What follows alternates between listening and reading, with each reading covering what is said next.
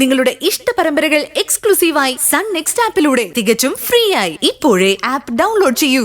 കുടുംബത്തിലൊരു മംഗളകർമ്മവും അതായത് 41 കഴിയുന്നത് വരെ പാടില്ല എന്ന് അദ്ദേഹം ഇങ്ങോട്ട് പറഞ്ഞു.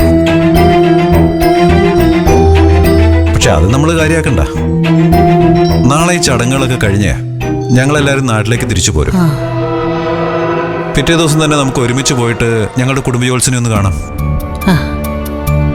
അദ്ദേഹം ഇത് തന്നെ പറഞ്ഞാലോ സച്ചി സാറേ?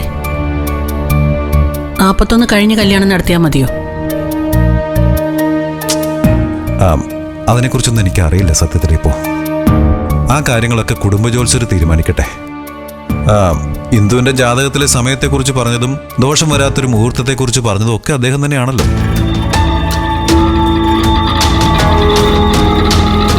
പിന്നെ ഏതായാലും കല്യാണം നീട്ടിവെക്കാൻ അദ്ദേഹം പറയില്ല എന്ന് എന്റെ വിശ്വാസം. അങ്ങനെയാണെങ്കിൽ തറവാട്ടിലെ കാരണവർ എതിർത്താലും കല്യാണം നടത്താൻ സച്ചി സാർ തയ്യാറാണല്ലോ അല്ലേ? ഇപ്പൊ തീരുമാനിച്ചിരിക്കുന്ന മുഹൂർത്തത്തിൽ കല്യാണം നടത്തണമെന്ന് ജ്യോത്സ്യം പറഞ്ഞ ഉറപ്പായും അന്ന് തന്നെ നടത്തും. ഇത് നമ്മൾ ആദ്യം തന്നെ തീരുമാനിച്ച കാര്യമാണ്. അതെ, പക്ഷെ അപ്പോ കല്യാണം ചെറിയ രീതിയിൽ നടത്തേണ്ടി വരുമോന്നോ? 41 ആകുന്നതിന് മുമ്പ് ആഘോഷമായിട്ട് കല്യാണം നടത്തുന്നതിന് കുടുംബക്കാരെന്തായാലും എതിർക്കും.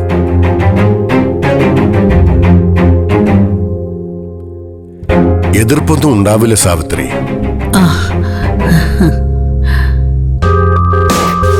ഇന്നത്തെ കാലത്ത് ആർക്കും ഒന്നിനെ എതിർക്കാനൊന്നും അവകാശമില്ല. കുടുംബത്തിലൊരു മരണം നടന്ന് 41 ദിവസം കഴിയും മുമ്പ് കല്യാണം നടത്തിയ ഞാനടക്കമുള്ള ബന്ധുക്കളാരും അതിൽ പങ്കെടുക്കില്ലെന്ന് മാത്രം. ഇന്ദുമോള് നല്ലൊരു ജീവിതം തുടങ്ങുമ്പോൾ ഞങ്ങളുടെ അനുഗ്രഹം വേണ്ടെന്നാണെങ്കിൽ നിങ്ങൾ ഇഷ്ടം പോലെ അയക്കോ. ഞാനൊരു വാസ്തവം പറഞ്ഞതേ ഉള്ളൂ. നിങ്ങളതിൽ വിഷമമൊന്നും വിചാരിക്കണ്ട. നിങ്ങൾ ഇരിക്കേ.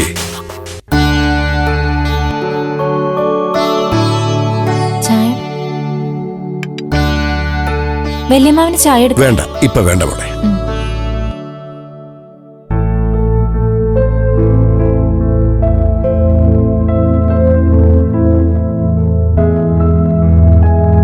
കാരണവരുടെ സ്ഥാനത്തിരിക്കുന്ന ഒരാളാണ് മരണപ്പെട്ടത്. അതും പെട്ടെന്നുള്ള അപകട മരണം. ആ ആത്മാവിനുള്ള ആദരവായി കണക്കാക്കിയിട്ടെങ്കിലും കല്യാണം കുറച്ചു ദിവസം നീട്ടിവെക്കുന്നതല്ലേ നല്ലത്. അതല്ല അമ്മാവ, അതൊക്കെ നമ്മളല്ലേ തീരുമാനിക്കുന്നേ.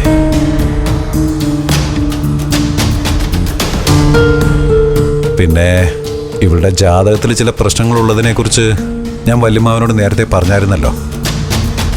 പിന്നെയും ഈ മുഹൂർത്തം മാറ്റിയ അത് മോൾക്ക് നാളെ ഒരു ദോഷമായി വന്നു ചേരുമെന്നാ. ഏയ്, അത്തരം ജാതക ദോഷങ്ങൾക്കൊക്കെ പ്രായശ്ചിത്തവും പരിഹാരവും ഉണ്ട്.